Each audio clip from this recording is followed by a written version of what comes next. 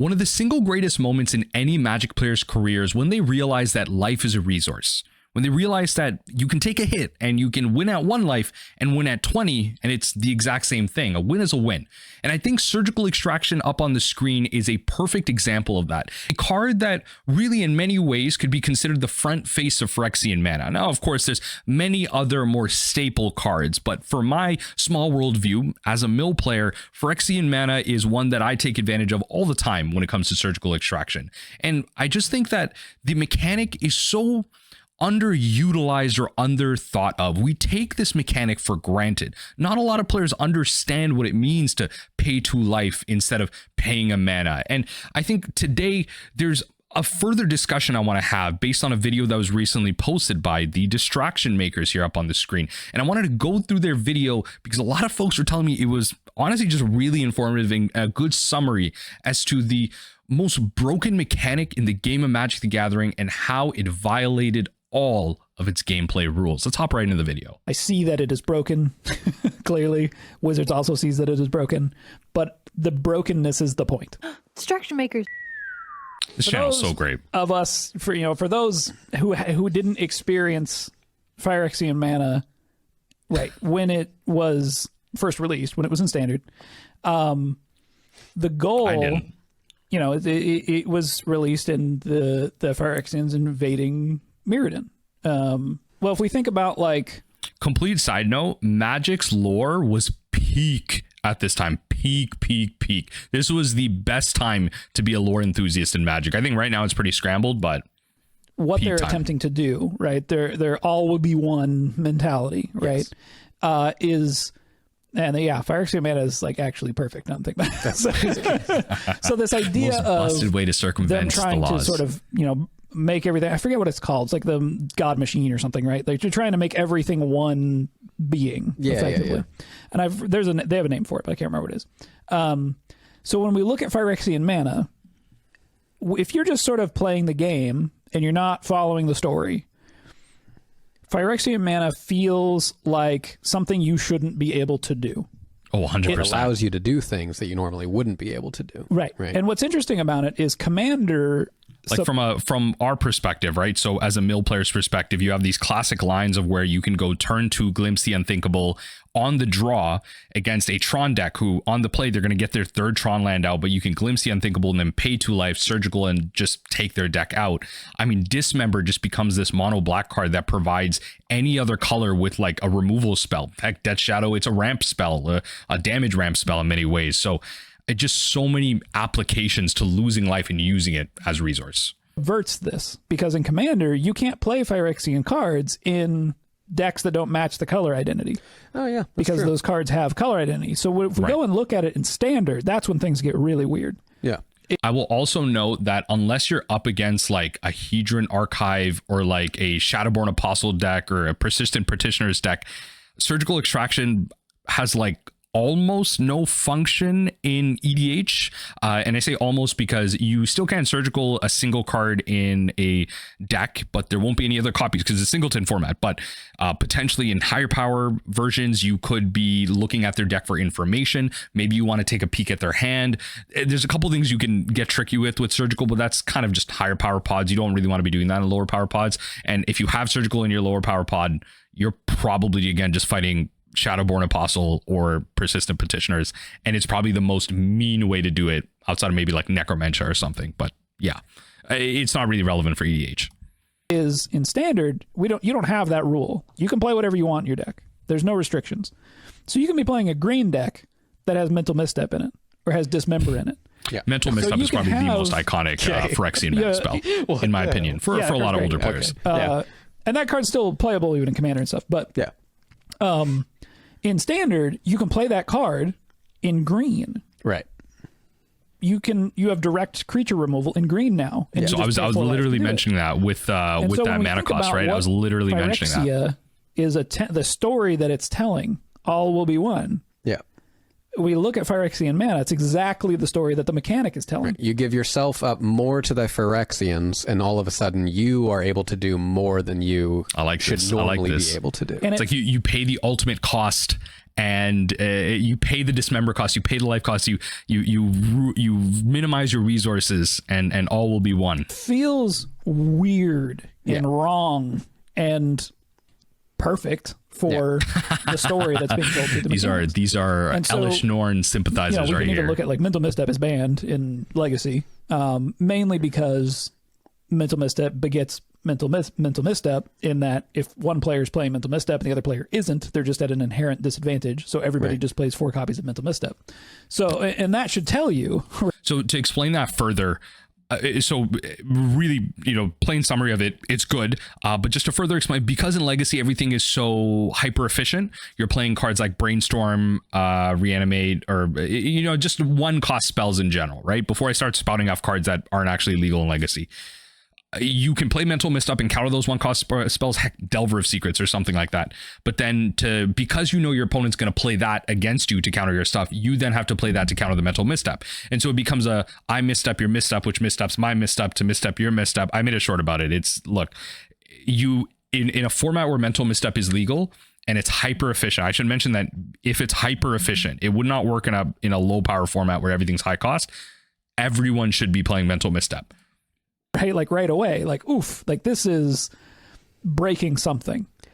Right. And I think what is wild is the environment that was Magic at that time that allowed this to happen. And that you can't do this from day one.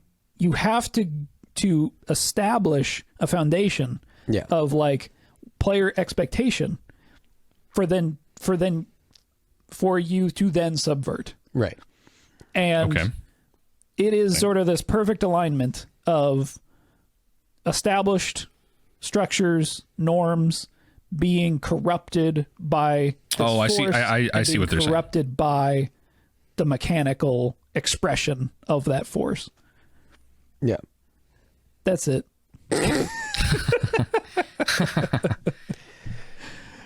Create an expectation, when you break it. For instance, that it like causes problems, right? So you mentioned Mental Misstep. Yeah. Is it a problem that it uses Phyrexian Mana, or and that it like breaks the color pie in that way, or is the problem that it's a free spell? Yeah. I mean, you can look at the other free spell that costs 1 blue Phyrexian Probably Mana, more which is so the Taxian free spell Probe, aspect which of is this. I look at target player's hand and then draw a card. That card's also pretty busted. Oh yeah, it did. Yeah. It hasn't been banned as often as Mental Misstep. It might be banned in Legacy right now. I'm not 100% sure, but it does have a very similar problem in that it basically takes up a card slot in every deck because there's no resistance to playing it. I mean, you pay 2 unless you're in a burn heavy format. It was got 20 of those. Almost pretty much just correct to be playing that. The idea that you can subvert the color structures of Magic and have someone have to pay life instead shows us that splitting things into colors and maintaining that color distribution that of archetype, ability is foundational, first of all. Yeah. To any card game. But also in that, not just if Magic. you don't do that, play becomes homogenous. Like if every color can do everything, why have colors at all? And this is kind of where, especially in CDH games, you find that a lot of high power CDH decks are very multicolor. They're 3, 4, heck, even 5 color decks because of the partner pairings, because they do become homogenized. They are playing a lot of the same cards, and the win conditions might be slightly different. Maybe they use their commander, maybe they don't. They have lines with or without, but a lot of the interaction, removal, engagement tools and ways to get to the win condition are the same. And so this is kind of that homogeneity that's being talked about here. A lot of Phyrexian Mana in that format as well. You have to be taking advantage of free spells in many ways and just subverting the cost of things, because you have to do things hyper efficiently. And CDH is really, you see the exacerbation of this. Legacy and Vintage more so, you do see this as well. A lot of multicolor soups, and especially in Legacy right now, a lot of 2, 3, heck, even 4 color piles that are just good, the meta thanks to Modern Horizons and that Lord of the Rings Tales of Middle Earth sets was that homogenous, or was there still a decent, healthy meta with like 3 to 5 decks? Oh, sure. It was a pretty healthy. I shouldn't say pretty healthy. It was okay. It was a decent meta. We had come off of a standard that didn't have a banned card for 7 or 8 years. And then, so what they just went through right there, and I want everyone to practice this. Okay, that was the nostalgia reeling itself back, right?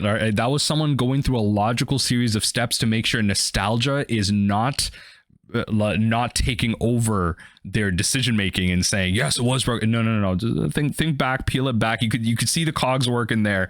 Let's let a real decision come through that isn't affected by nostalgia. Jace the Mind Sculptor gets banned in Scars of Mirrodin standard.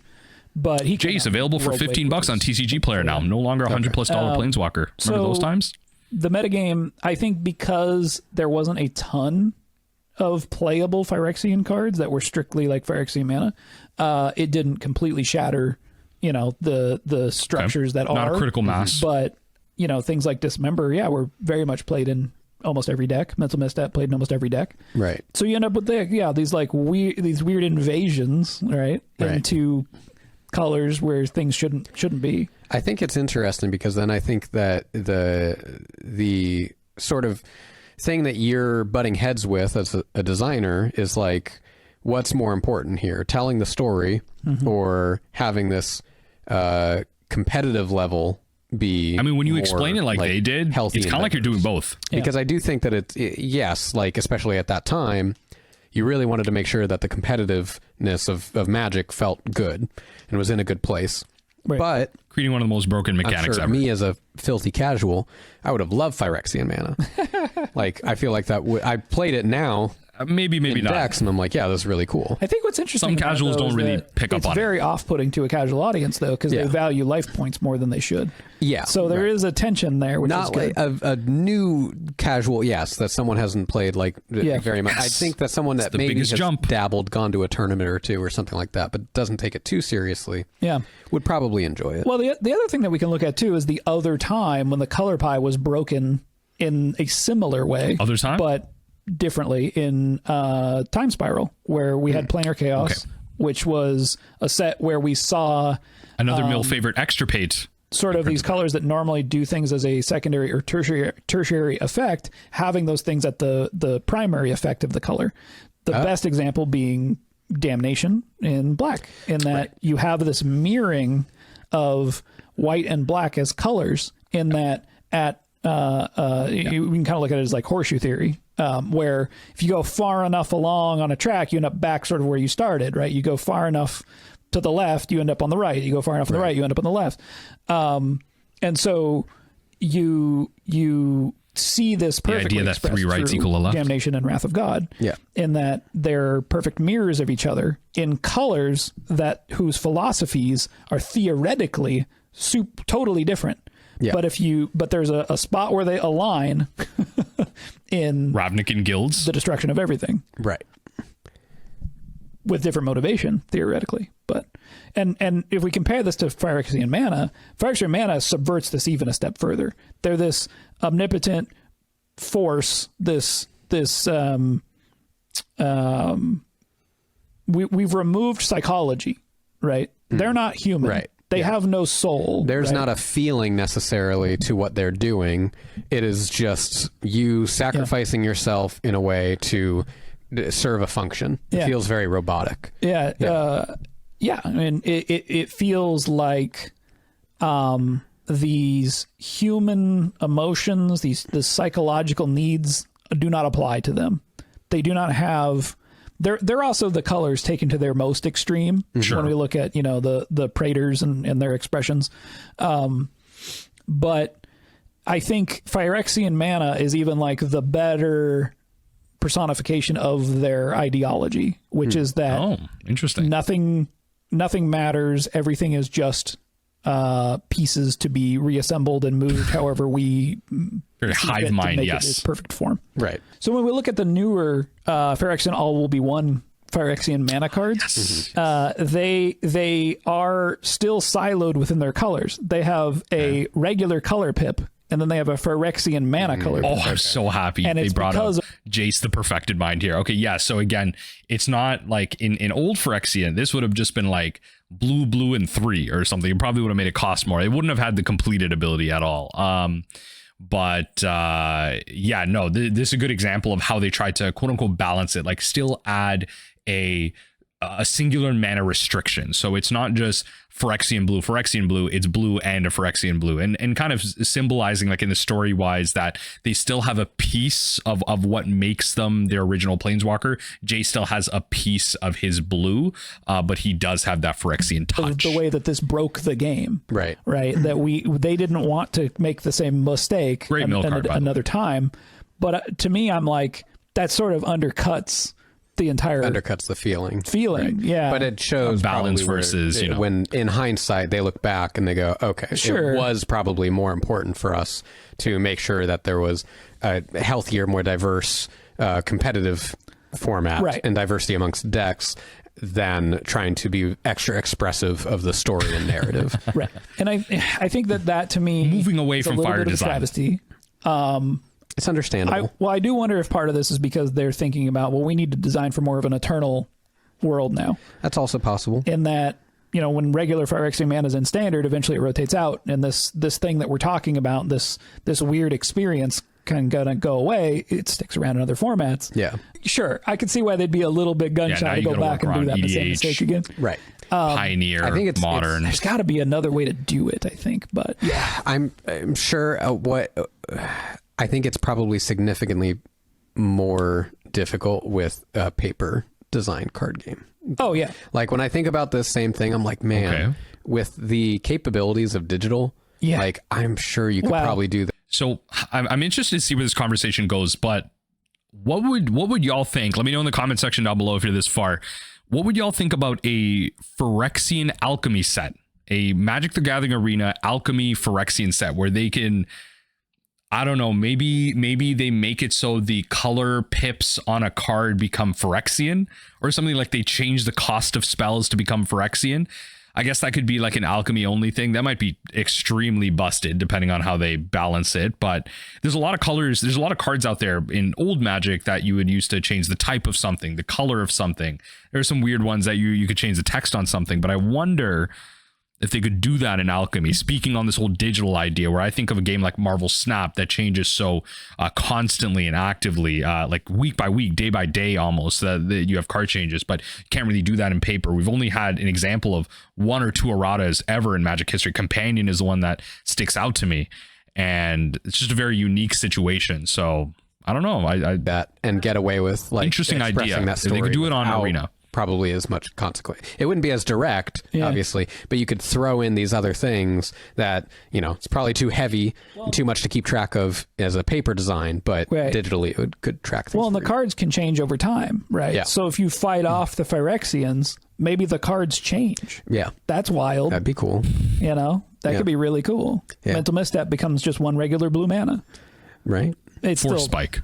Broken, but it could, it could be slightly different, slightly maybe less broken. Yeah, at least it wouldn't be that seen card's name is Force Spike. But you're right, that could literally be the story that you tell, right? You have an entire set that's totally broken and used that way, and then once the set's over, the story that gets told at the end is like you threw the Phyrexians away, they're gone, and now all the Phyrexian mana on all the cards is just normal mana. You reprint the cards, but like they're like the fixed version in different names, like functional reprints. Phyrexian Mana, I do think that it is one of the best flavor expressions of mechanics that the game has ever seen. When it's explained like this, I agree. I see that it is broken, clearly. Yeah. Wizards also sees that it is broken, but the brokenness is the point, right? The broken. And I feel like in many ways, this is like kind of like, it kind of goes to show why the recent Phyrexian set, in my opinion, kind of failed, because I guess like they underpowered the Phyrexian ability, the mechanics so much with the whole completed aspect that the story itself kind of mirrored that. It kind of got nerfed. Everything got solved in one set. It wasn't this multiplanar battle. Like all these planes were getting taken over, but then everything was solved in one set. All of a sudden, Elish Norn was taking over the whole multiverse, but then in the next, Karn had Elish Norn's head in a card. You know what I mean? Like the story was just over so quick, and it just felt like that's what happened with Phyrexian. Like we had the return of Phyrexian Mana, but then it was just like kaput. Like instead of making bad cards in busted ways. Like we could have done like return target enchantment to your hand, but like make that Phyrexian or something, like the least busted effects or whatever, and then we could have just done that. Maybe that still would have been busted. I don't know, right? Let's say one Phyrexian white and one Phyrexian blue, and it says return target non-creature, non-land, non-artifact permanent to your hand or something. Like I don't know. And that's the card for one Phyrexian blue. Like, is that busted? Let me know in the comment section down below. I'm just trying to think. Like, it just feels like, you know, what they're talking about is completely correct. I never thought of it like that, where really the set really did exemplify what the Phyrexian invasion was, like mind, body, and soul. And it reflected itself for many years, right? And there's a reason it's so high up on the Storm scale. And they print Storm cards these days as well in many fixed versions. Rad Storm was a recent card that they printed as well in the Fallout sets. It doesn't mean that these mechanics won't come back, but it's really interesting to think where they go. We have a couple more seconds. Let's finish this off. Special moment and made these cards so interesting. Yeah, and evoked in the player the feeling that was intended. Yeah, the feeling of this is broken and wrong. Yeah, when I go back and listen to old podcasts of Mark Rosewater talking about the sets, I think we'll pause it there. Let me know what y'all think. Like, what do you think about Phyrexian Mana? Like, from a lore perspective, do you feel like it really hit the mark for you? Especially in recent sets, do you feel like that was translated? And do you think that there's a safer way to do Phyrexian Mana, right? Like, is there a better way for this mechanic to land and future busted mechanics, future ways for Storm to land? And I think they've already demonstrated with that with Storm. I feel like they kind of did that with Phyrexia. Maybe they hit the mark, but what are some other broken mechanics that they could try and hit the mark with? I think Evoke, they completely missed the thing on. That was like not even a busted mechanic, and they made it absolutely insane with the Modern Rises 2 elementals. But Delve is another one. I feel like Delve is just eternally busted. Like I don't even know how you fix Delve. Like they printed Murktide Reach. I genuinely don't know how you fix Delve. That's just an insane mechanic. We don't need Hogax again. So I don't know. Let me know what you think in the comment section down below. Phyrexian Mana just feels like an extremely busted mechanic. I don't know how you fix it, but I would love to see it return and just be slightly different. What if there was a Phyrexian mechanic that made you pay 3 life? What if it was like Phyrexian but sideways? Look, I'm making stuff up here. You got to pay me for those ideas, Watsy. Got to pay me for those ideas.